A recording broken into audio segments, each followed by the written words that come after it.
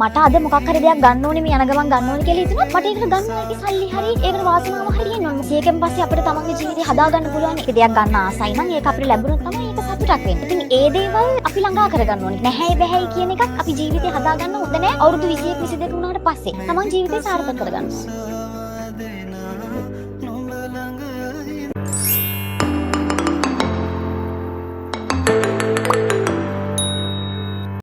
හෙල ළමයි හැමෝම සත්‍රින් පරිස්සමින් ඉන්නව නේද? ඔන්න අද මම ගෙනාවා දවස් 2-3කම මම හිතන දවස් 3කම වීඩියෝස් පොඩි ගත්ත වීඩියෝස් වල හදපු පොඩි vlog එකක්. මුලින්ම කියන්න ඕනේ ළමයි මම මුලින්ම උඹලන්ට පොඩි මොටිවේට් වෙන්න පොඩි වීඩියෝ ක්ලිප් එකක් දැම්මා. ඇත්තටම ඒකට හේතුව මම මේ vlog එකේ අන්තිමට කියන්න. ඒ හින්දා දිගටම vlog එක බලන්න.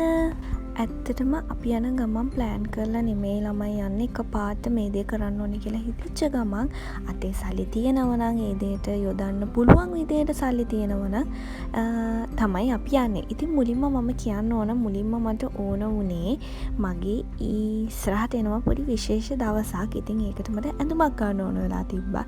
ඉතින් ඒකට මායි මැනික අපේ නංගි තුන්දෙනාම ගියා ඇඳුමක් ගන්න. ඉතින් මුලින්ම ගියේ හැව්ලොක් සිටි මෝල් එකට. මට සාමාන්‍යයෙන් හුරු පුරුදු ඇඳුම් තියෙන්නේ චෙනරා රොච් එකේ. ඉතින් ඒකට තමයි මම මුලින්ම ගියේ. මොකද ඔන්ලයින් ගෙන්නන ඇඳුම් සමහරක් වෙලාවට මට සයිසස් වෙනස් වෙනවා. UK 8 උත් හරියනවා UK 6 එකත් හරියනවා. ඉතින් ආයෙ ගිහිල්ලා මට මාරු කරන්න බැරි නිසා එයාවත් මට අල්ලගන්න පුළුවන් වෙච්ච නිසා වෙලාවක් තිබ්බ නිසා මං ඉතින් ඔක්කොමත් එක්කගෙන ගියා මගේ ඇඳුම ගන්න. මම සාමාන්‍යයෙන් ළමයි දැන් අවුරුදු 2ක් විතර තිස්සේ ඉඳන් ගොඩක් වෙලාවට ඔන්ලයින් තමයි ඇඳුම් පර්චේස් කරන්නේ. මොකද ඒක මාර ලේසි. මොකද මං යන ෂොප් ඔක්කොම ඔන්ලයින් තියෙන නිසා මගේ සයිස් එකත් මන් දන්න නිසා දැන් මට ඔන්ලයින් ඕඩර් කරලා ගෙදරටම ගෙන්න ගන්න එක ලේසි. ඊට පස්සේ ළමයි අපේ පොඩි ළමයි දෙන්නට ඕන වුණා මෙන්න මේක ප්ලේ කරන්න. ඇත්තට මේක මාර බොරු වැඩක්. සල්ලි කන බොරුම වැඩක්. ඉතින් ඒ දෙන්නට කිව්වට ඇහුවේ නැහැ.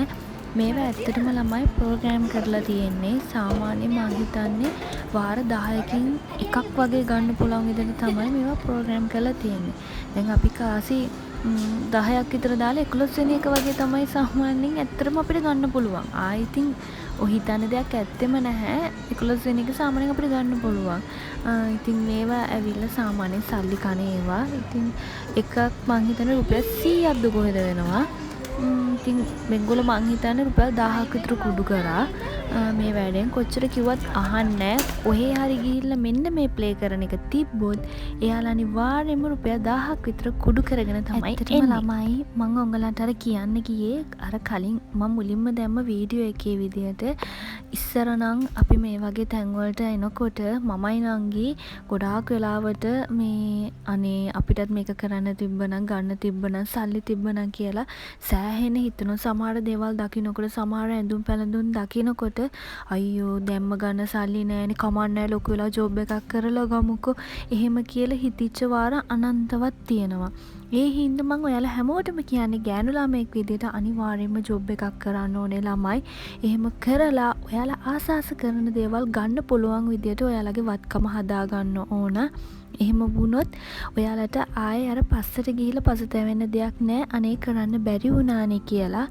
ඒ හින්දා මට ඒ අවස්ථාවල් තිබ්බ. මොකද අපේ අම්මලාට මහා ලොකු සල්ලි තිබ්බේ නැහැ අපිට ඕන කරන දේවල්. එවලට එන ෆැෂන් හැම දෙයක්ම අරගෙන කරගෙන දෙන්න. හැබැයි දැන් එහෙම නැහැ. මායි නංගි අනිවාර්යයෙන්ම මොකක්ම හරි අලුත් දෙයක් ආවොත් ඒ දේ ගන්න අපිට වත්කමක් තිබ්බොත් අනිවාර්යයෙන්ම අපි ඒ දේවල් අරගන්නවා. මොකද මේ කාලේ ආයේ එන්නේ නැහැ. ඒ වගේම අපි ජීවත් වෙන කාලේ අපි කියන්න දන්නෙත් නැහැ. මොකද ළමයි ඉස්සර මට හිතුණා හැමදාම අපිටම තමයි වරදින්නේ කියලා. ඒ වුණාට ඒක එහෙම නැහැ. කොච්චර අමාරු කාලයක් ආවත් කවදම හරි දවසක හොඳ කාලයක් එන්න පුළුවන්. එනවා අනිවාර්යයෙන්ම එන්න පුළුවන් නෙමෙයි එනවා. ඉතින් ඒ හින්දා අනිවාර්යයෙන්ම දරාගෙන හොඳම දේවල් කරන්න.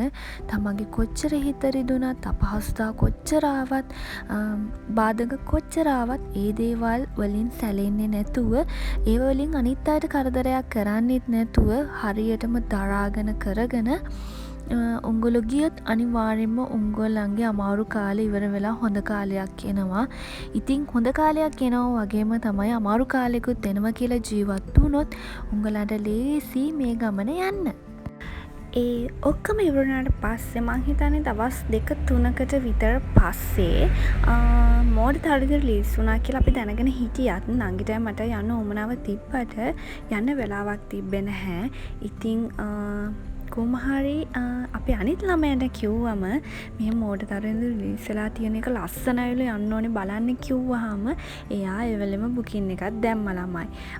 දාලා අපි 3 දෙනාට ඔන්ලයින් බුක් කරලා බලන්න යන් කියලා කිව්වා. ඇත්තටම එයා නම් සිංහල ෆිල්ම්ස් බලන්න එච්චර ලොකු උමනාවක් නැහැ. කොල්ලෝ සාමාන්‍යයෙන් එහෙම බලනවා අඩුයිනේ. ඒ වුණාට ඉතින් අපි දෙන්න යන්න ආසයි කිව්ව නිසා ඒ වෙලෙම බුකින් එක දැම්මා. මං හිතන්නේ රෑ 11යි කාලට තිබ්බේ CC එකේ කොළඹ සිටි සෙන්ටර් එකේ. ඉතින් අපි ටග් ගාලා ලෑස්ති වෙලා ශනිකව ලෑස්තිලා තමයි යන්න ගියේ. මං කිව්වනේ කලිනුත් අපි කලින් ප්ලෑන් කරලා ගමන් යනවා ගොඩක් අඩුයි. ඇත්තටම ළමයි මිනිස්සු මං හිතන්නේ මං එදා තමයි ඔය 11යි කාලේ ෆිල්ම් එක බලන්න ගියේ මගේ පළවෙනි වතාවට. නැත්තම් සාමාන්‍යයෙන් එච්චර රැවිලා ෆිල්ම් බලන්න යන්නේ නැහැනේ. ඒ වුණාට ළමයි හවුස් ෆුල්. අපි ඔන්ලයින් බුක් කරනකොටත් අන්තිම 4 තිබ්බේ. අනිත් ඒවා තනින් තන 3-2ක් තිබ්බේ. අනිත් ඔක්කොම ෆුල් වෙලා තිබ්බේ. මිනිස්සු ඔක්කොම රැයට තමයි ෆිල්ම් බලන්න යන්නේ. ඒ අතර වාරේ අපිට යොහානිවත් හම්බ වුණා. අනේ හරිම හොඳ ළමෙක් එයා. කිසිම ආඩම්බරකමක් නැතුව අපිත් එක්ක ෆොටෝ ගහන්නත් ආවා. මෝඩ තරඳු ගැන කියනවා නම් ළමයි ඒක ඇත්තටම hina වෙලා ලේ පිරිසුදු කරගන්න පුළුවන් ෆිල්ම් එකක්. ඉතින් හරිම ලස්සන මූවි එකක්. සමහරක් අය ඒකට අනම්මනම් කිව්වට මං ඒක එහෙම ලොකු වැරදි දකින්නේ නැහැ. මොකද ඒක hina වෙලා හරි ලස්සනට නරඹන්න පුළුවන් ෆිල්ම් එකක්. තව දෙයක් කියන්න ඕනේ ළමයි මේ ෆිල්ම් එක බලලා ඉවරුණාට පස්සේ උඹලන්ට වොෂ් රූම් යන්නත් බය හිතේ.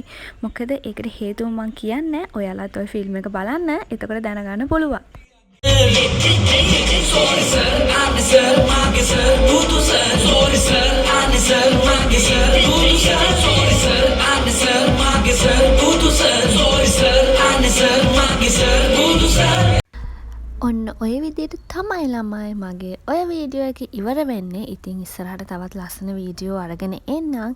එහෙනම් thank you for watching. bye bye. හැමෝම සතුටින් පරිස්සමෙන් ඉන්න.